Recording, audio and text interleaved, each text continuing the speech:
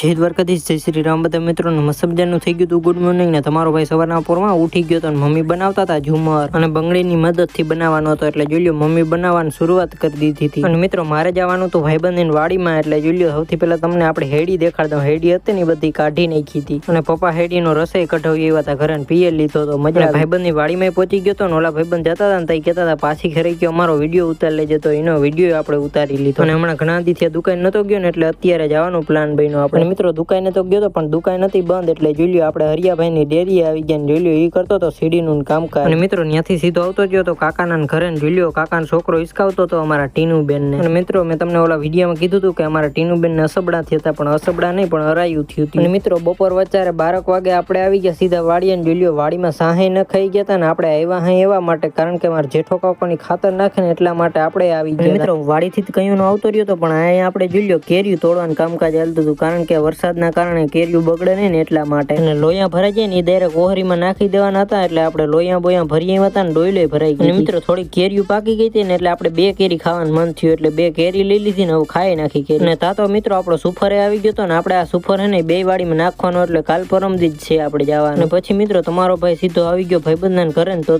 જોયું તો મારા રામદેવ કાકાનો બળદ મરી ગયો હતો, એટલે જો હમણાં થોડીક વારમાં જઈને લેવા આવશે. અને મિત્રો મારા ભરત કાકાની વાડીમાં રાખી હતી મીટિંગ, એટલે મીટિંગમાં આપણે પહોંચી ગઈ. અને મીટિંગ એ પતી ગઈ હતી ને હવે આપણે નાસ્તો કરવાનો હતો ચવાણું પેડા 2, એટલે ખાઈ નાખી. અને મિત્રો ત્યાંથી સીધો આવતો રહ્યો તો ઘરે ને હવે આપણે ફાઇનલી ખાઈ લીધું હતું ને. જોઈ લો મમ્મીએ બનાવી નાખ્યો તો ઝુમર. અને મિત્રો આજનો મિની બ્લોગ આપણે અહીં જ પૂરો કરી નાખી, તો 1K ફોલોવર કમ્પ્લીટ કરાવી નાખો.